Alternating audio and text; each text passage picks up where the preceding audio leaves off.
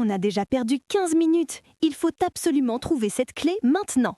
Si tu arrêtais de fouiller partout sans réfléchir, on avancerait plus vite. Regarde l'indice sur le mur. L'indice sur le mur? Tu crois vraiment que c'est si simple?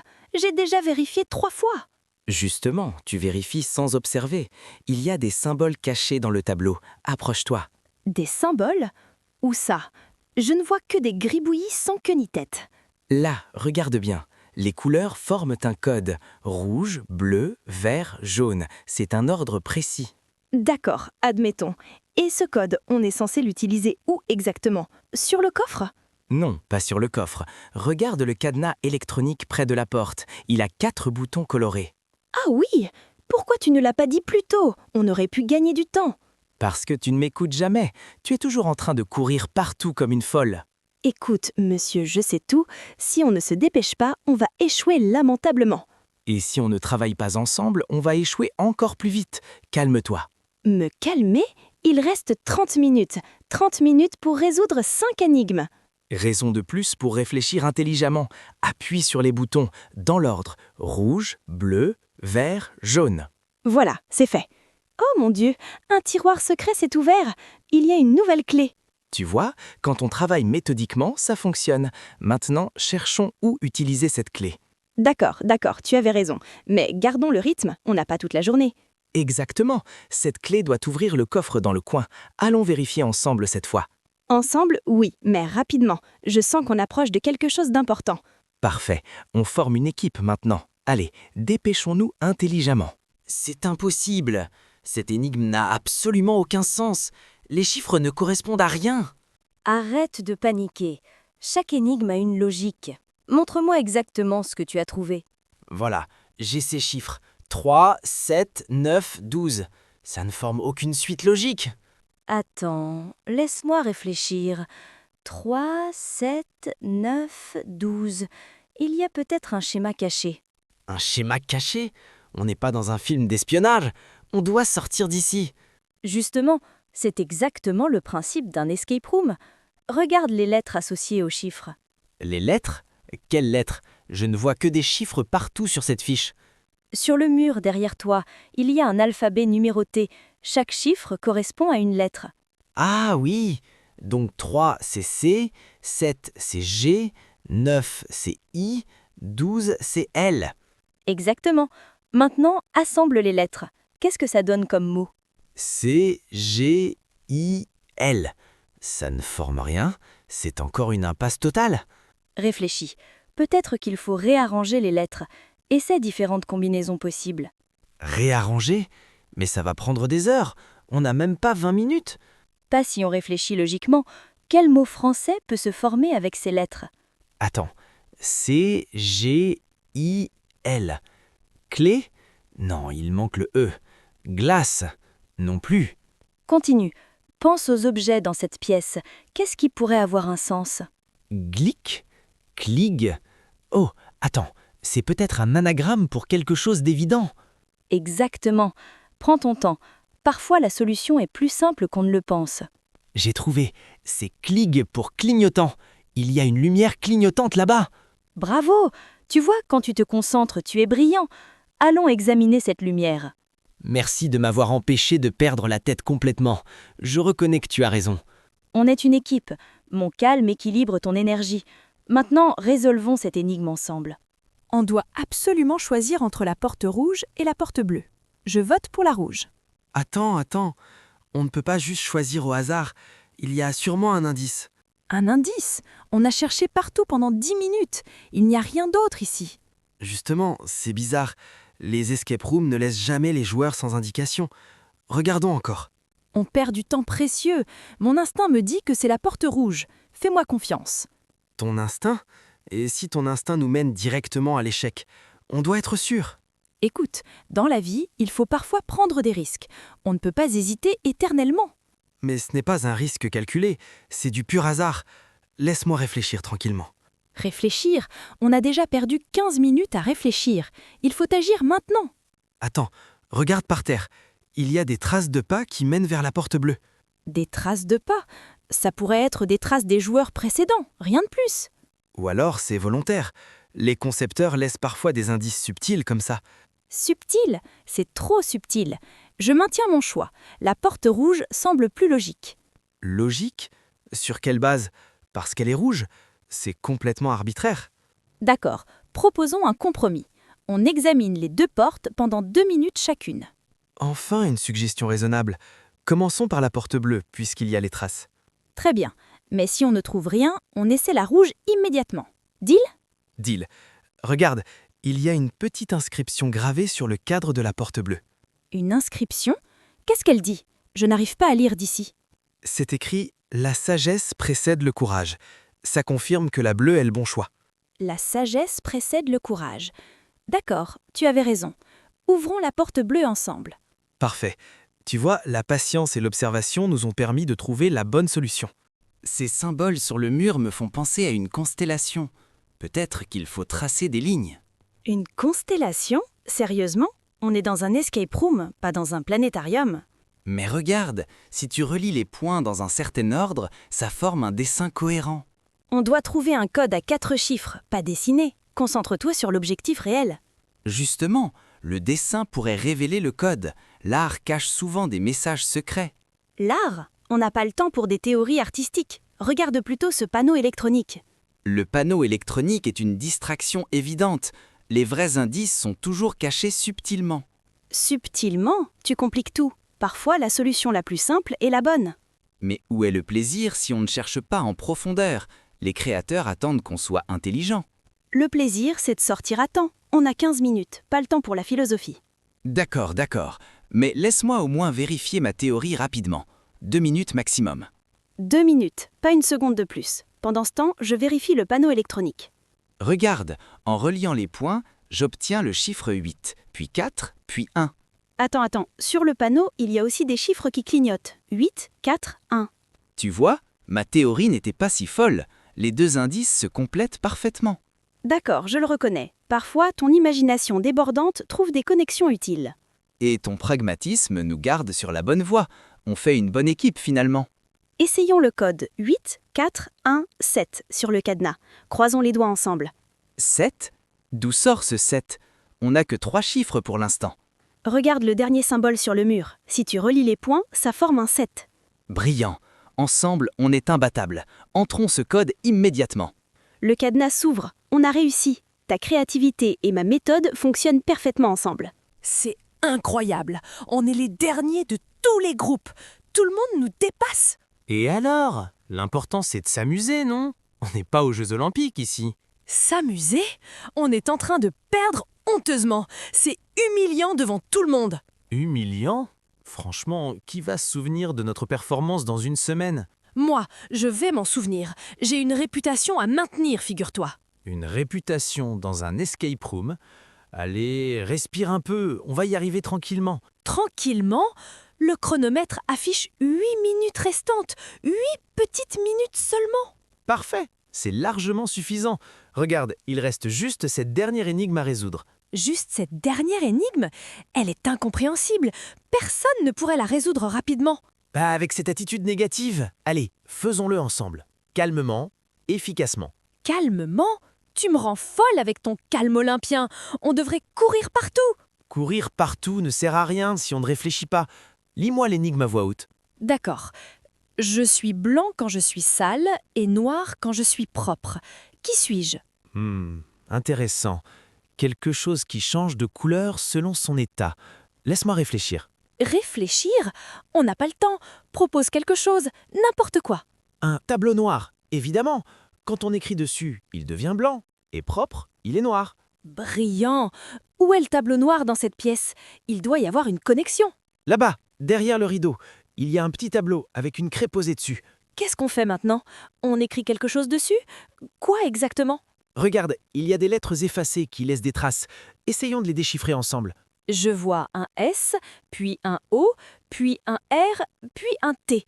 Ça fait sort, comme sortie. Exactement. Et regarde, un panneau sortie s'illumine au-dessus de la dernière porte. On a réussi, avec seulement 2 minutes d'avance. C'était vraiment limite. Tu vois? Pas besoin de stresser autant. On s'en sort toujours à la fin. Non. Tu as mal replacé cette pièce du puzzle. Regarde, les bords ne correspondent pas. Oh, excuse-moi, montre-moi comment tu ferais alors. Je veux apprendre la bonne méthode. C'est évident. Il faut commencer par les coins, puis les bords, puis remplir le centre progressivement. D'accord, excellente stratégie. Travaillons ensemble sur les coins alors. C'est plus rapide à deux. Si tu pouvais éviter de mélanger les pièces, ce serait encore mieux. Organise-les par couleur d'abord. Bonne idée. Je vais trier toutes les pièces bleues ensemble, puis les vertes, puis les rouges. Enfin, quelqu'un qui comprend la logique. Mais dépêche-toi, on a déjà perdu 12 minutes bêtement. On ne perd pas de temps. On s'organise intelligemment. La préparation est essentielle au succès. La préparation, oui, mais l'efficacité aussi. Regarde ce groupe là-bas, ils ont presque terminé. Chaque équipe a son rythme. Concentrons-nous sur notre propre progression sans nous comparer. Se comparer pousse à l'excellence. Si on n'a pas d'objectif ambitieux, on stagne. L'excellence, c'est aussi savoir travailler sereinement en équipe sans créer de tension inutile. De la tension? Je cherche juste la perfection. Ce puzzle doit être assemblé impeccablement. Et il le sera, avec patience et collaboration. Regarde, j'ai trouvé 3 pièces qui s'emboîtent parfaitement. Pas mal, mais vérifie bien que l'orientation est correcte avant de les fixer définitivement. Tu as raison, l'orientation est cruciale. Aide-moi à vérifier, s'il te plaît. Voilà, tourne cette pièce de 90 degrés. Maintenant, elle s'insère parfaitement. Fantastique, on avance bien maintenant. Ton œil pour les détails est vraiment précieux. Et ta patience m'empêche de devenir complètement fou. Je reconnais que tu as du mérite. On forme une bonne équipe quand on combine nos forces respectives. Continuons comme ça. D'accord, mais accélérons quand même un peu. Il reste 20 pièces et 10 minutes seulement. Parfait. Avec notre méthode rodée maintenant, on va terminer largement à temps. Avant de toucher quoi que ce soit, étudions d'abord tous les éléments présents dans cette pièce. Étudier? On n'est pas à l'université. Il faut agir. Regarde, il y a un levier là-bas. Un levier qui pourrait déclencher n'importe quoi. On doit comprendre le mécanisme complet avant. Comprendre en théorie ou comprendre en pratiquant? Moi, je vote pour l'action immédiate. L'action sans réflexion mène au chaos. Observe les symboles sur les murs. Ils racontent une histoire. Une histoire? On n'a pas le temps pour les contes de fées. Actionnons ce levier maintenant. Non, attends. Si tu tires ce levier sans comprendre, on pourrait bloquer notre progression définitivement. Ou alors, on pourrait débloquer immédiatement la sortie. Parfois, il faut oser prendre des risques. Des risques calculés, oui. Des risques stupides, non. Regarde cette séquence de couleurs gravées ici.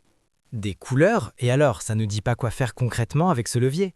Si, justement. Rouge, bleu, vert. Ce sont les 3 positions possibles du levier. Il faut suivre l'ordre. Ah, enfin une information utile. Donc on tire le levier vers le rouge en premier. Voilà, c'est fait.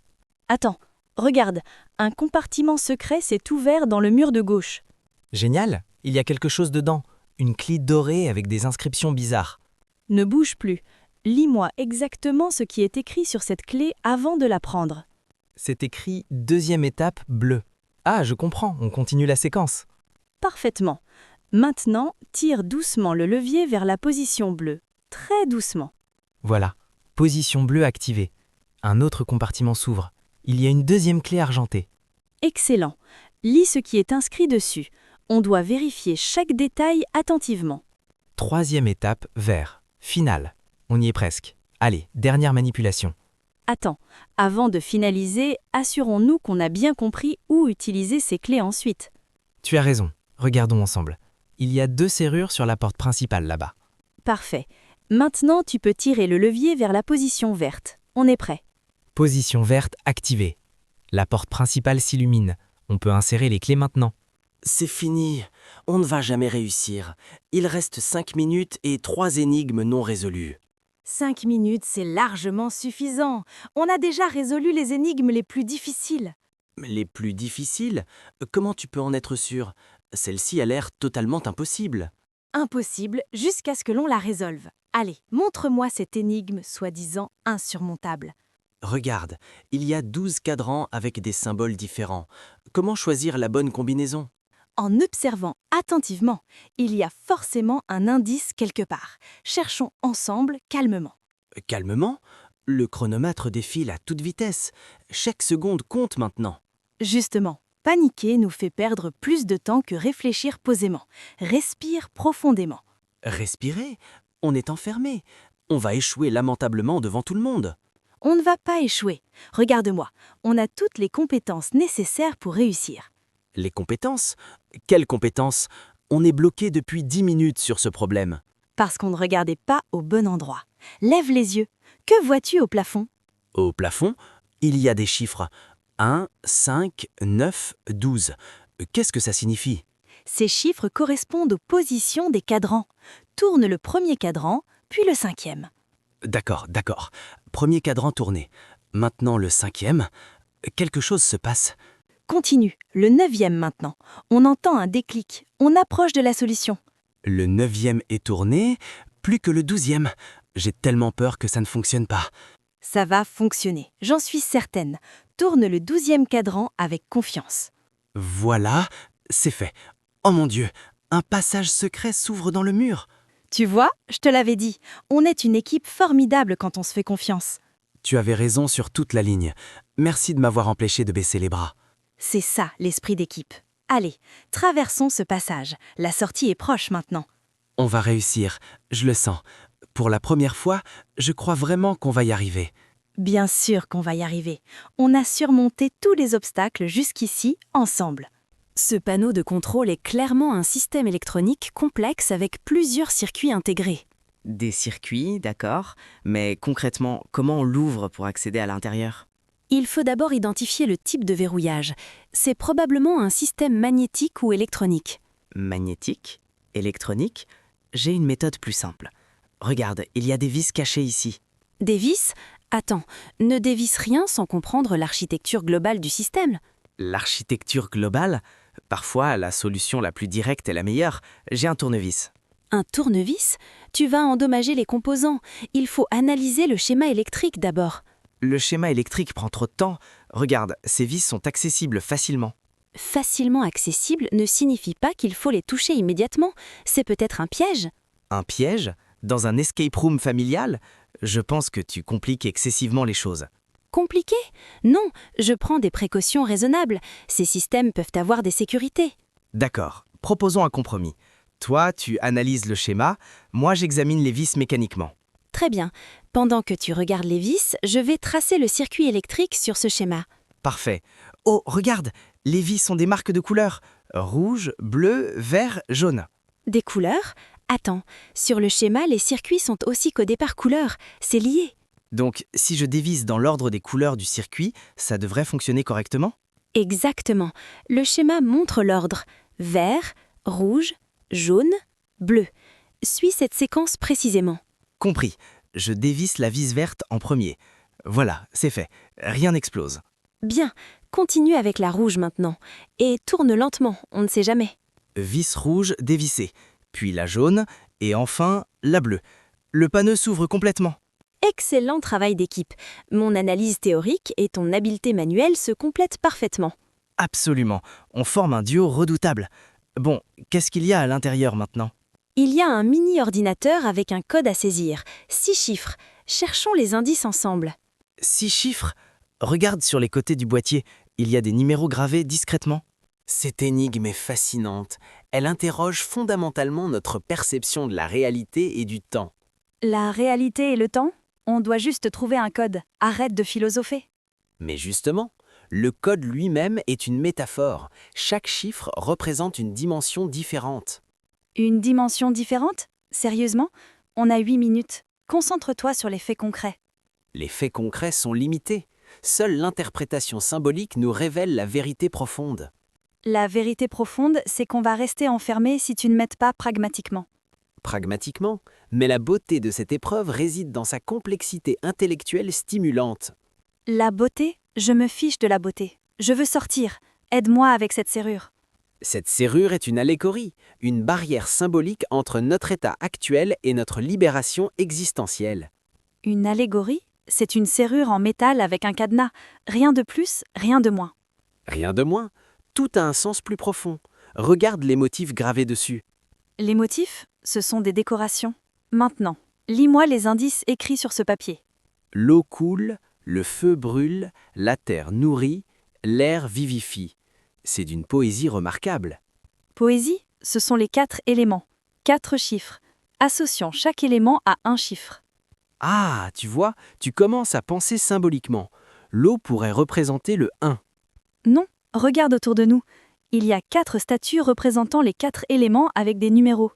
Des statues numérotées. Quelle brillante représentation de l'ordre cosmique universel. L'ordre cosmique, ce sont juste des indications. L'eau est 3, le feu est 7. Continue. La Terre doit être 5, symbole de stabilité, et l'air est 9. Parfait. Le code est 3, 7, 5, 9. Entrons-le rapidement dans la serrure. Attends, observons d'abord si l'ordre a une signification philosophique particulière. Philosophique? On essaie maintenant. 3, 7, 5, 9. Voilà, c'est saisi. Le cadenas s'ouvre, la métaphore de la libération se concrétise magnifiquement devant nous. La seule chose qui se concrétise, c'est notre sortie imminente. Allez, partons d'ici enfin. Partir, oui, mais gardons en mémoire les leçons existentielles de cette expérience unique. Les leçons? La seule leçon, c'est que philosophie et escape room ne font pas bon ménage.